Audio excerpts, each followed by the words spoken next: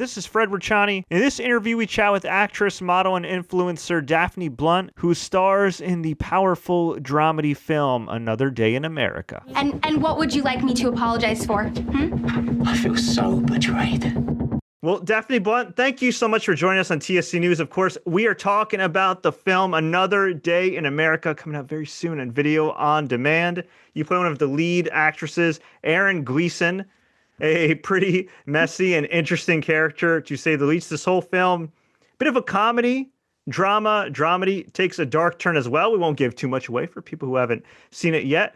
But before we get to your involvement in the film and everything, how does it feel to finally make the rounds in the film festivals, the recent premieres, and to see the finish line? It feels great. I mean, it's been, it's been a year and a half since we made this movie. So I've been waiting and it's been living inside of me for all this time. And finally, getting to hear other people's opinions and share the work with the world feels amazing. For sure. And it's interesting because I think a lot of people might know you offhand for being an influencer and a model and being on social media and everything. And you've built a great community there on TikTok and IG. But what some people may not know is that you started acting at a relatively young age. You made an appearance on the Disney Channel. And then we were talking off the air about how you took about 5 years off of acting for college and just life in general, and that this was like your first project in several years. So what appealed to you about this, and how was the overall casting process as far as getting your feet wet again with acting? Yeah, I think it came around like it felt like the universe. I'm in LA. I'm gonna start talking about the universe. It felt like the universe really like intervened at this perfect moment because I had been home from school for about almost a year, and I was like, I think I want to start acting again, but we were like still kind of coming out of the pandemic and everything was all over the place and confusing. And then one day I got a DM from this girl, and I did not know this girl. She was an actress. Like I looked her up. I was like, is this legit? But I got a DM saying like, hey, I'm helping put casting together for this film. We think you'd be great. We would love for you to audition. Like, I'd love to link you with the director. And I'm like, is this a scam? Like, what is this? But I did it, and I got linked with Emilio, and he sent me the script and gave me quite a long time to kind of work on it. He gave me a bunch of reference films to watch, like all the information I needed to send in a good tape. And then I sent in one tape, and like 2 days later, he was like, I think you'd be great for the part. He had found me from some magazine article, like some old article about like up and coming actresses. So he found me, was able to reach out, and then I got the part, and I was really excited to work on something like this. As you mentioned, like Disney, all I had done before this film really was comedy or family, like sitcoms or commercials.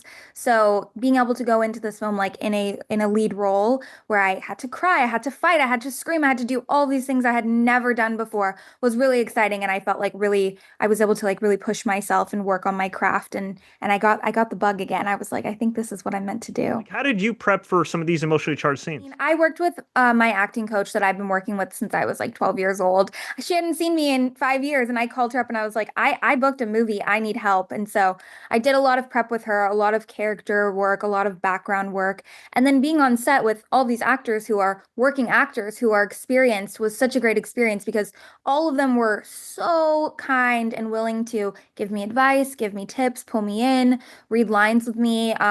There's a big dramatic scene at the end where I had to cry, and I've never cried on camera before. And I had never met Richie Coster either. That was the only day that we were both on set. So I got to spend time with him, and he gave me so much like amazing advice and just was so supportive and made me feel so comfortable that I could really relax and be in the character. When was this actually filmed? Was this still when it was like the height of some of the restrictions on set? No, it wasn't. There were no. Actually, I do think we had to get COVID tested, but there weren't like we didn't have to wear masks or like do daily checks. We just had to get tested like once when we came in, and so it was like what year is it? I think it was 2023, like Christmas 2023. So we were out of it. Did you have a different idea going into it compared to how it ended? Well, I knew about the ending. I was just so intrigued by the other topics. I was so intrigued by Erin and like dating an older man and like the money aspect and the influencer thing. And I knew that people were gonna want to hate her, but she's really not that hateable. She really is just like, she's like just a girl, and she's trying to make it out there, as I feel so many people are, just trying to figure out their lives and make a nice life for themselves. Yeah, and it's such a respectable cast of actors who have been doing their thing for quite a while now, some even decades and everything. But a lot of them, including yourself, have to play characters that are a little morally, corrupt to say the least. So was it hard to kind of get in that zone where you're playing somebody that maybe you wouldn't necessarily be in real life? Like, did it take some time to be like, okay, like this is just a reflection of the character, not myself in real life? I think the key to playing like a villain, so to speak, is like to be really delusional because people who are villains in real life don't think that they're villains. They think that everything they're doing is justified and everything that they're doing makes sense. So you really have to get into that mindset of being like, well, I'm doing this because of this and this because of that. And then it just comes naturally. Then you're like, well, yeah, of course she would do that if she thinks this, you know? Well, the drama comedy Another Day in America coming out video on demand June 17th, directed by the talented Emilio Mauro. We really do appreciate the time, Daphne. Before we let you go, we always like to ask all our guests some kind of random and rapid fire questions just to get to know them better. Are you ready? Yeah, I'm ready. All right. Favorite late night snack or cheat meal? Cookies. No. Oh, what kind of cookies? Hot out of the oven chocolate chip cookies. Oh, perfect. Yeah, I'm with you there. Yeah. All-time favorite actor and actress? My all-time favorite actress is Emma Stone. My all-time favorite actor. Who is my favorite actress? People are always only asking me about actresses. I really love Ethan Hawke. Great, Rich. Yeah, that guy is so adaptable. He was crazy in the Black Phone too. That was such a different Oh my character. gosh, yeah, that movie was scary. Yeah. Oh my goodness. Yeah. Hey, all great choices there. All-time favorite movie? My favorite movie is Marie Antoinette by Sofia Coppola. You worked with an incredibly talented cast. I'm not necessarily asking you to pick favorites, but was there one that you kind of had more chemistry with than the other and on set for the movie? I think I worked really well with Oliver Trevino. We had the opportunity to get to like meet and rehearse before because we were both based in LA. So I think working with him was great. I love British people. I love their silly little accents. Have you been to London? I have, yes. Yeah, same here. What's your favorite spot in London? My favorite spot in London, I don't know. Let me think. I mean, I'm a big shopper, so I love Selfridges. Favorite spot in LA? Oh my God. Uh, the Beverly Hills Hotel. You want to feel old Hollywood and glamorous. That's the perfect place to go. What's your most awkward moment in the filming of Another Day in America? Could be something wacky or crazy that happened that makes for a good story now. Oh my gosh, yes.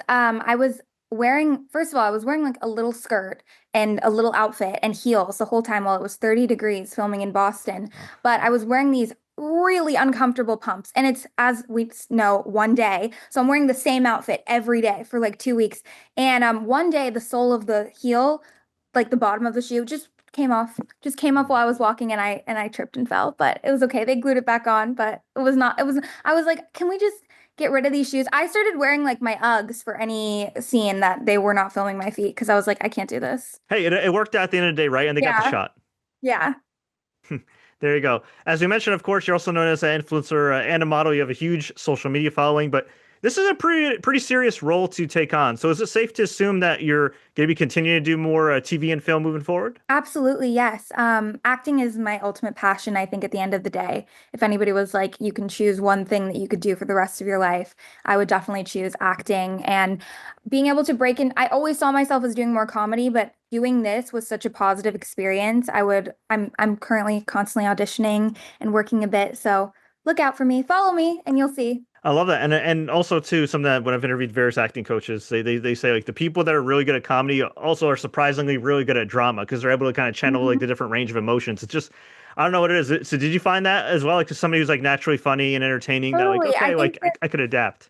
There's like a certain darkness you have to have inside of you to be funny. There's like a certain element of emotion and deepness. So I think I do think it is easier to transition into drama. It's just like it's a little less fun in the moment if you're a serious actor and you're really trying to feel those emotions. It's like I don't want to feel like this, but you got to do it. For any other young and aspiring actors watching or listening to this, what's the best piece of advice you give them for success? I think that it is to just like go for it and remove your fear of failing, remove your fear of being perceived and being seen. That is like such a limiting mindset and limiting behavior. Like get yourself out there in any way that you can because the people who persevere the longest are the ones who succeed the most in the industry. Love that. Wise words for sure. And we'll get you out of here on another high note. For anybody that hasn't already been convinced, why should people check out Another Day in America? I think it's a really great conversation that needs to be had. I think it's a lot of uncomfortable conversations all at once, thrown in with a little humor and a little bit of just like vernacular that you really do hear in your everyday life that you wouldn't often hear in movies. I think it's gonna be a conversation starter, and I think the conversations it will start are important and need to happen. Well, Daphne, we thank you so much for your time. It was a pleasure talking to you about the film and your journey. Before we let you go, where can fans find you online and where can we find you next on screen? Yes, well, thank you so much for having me. You can follow me literally anywhere under my name, Daphne Blunt, and I don't have anything I can talk about right now, but if you follow me, I'm always posting updates.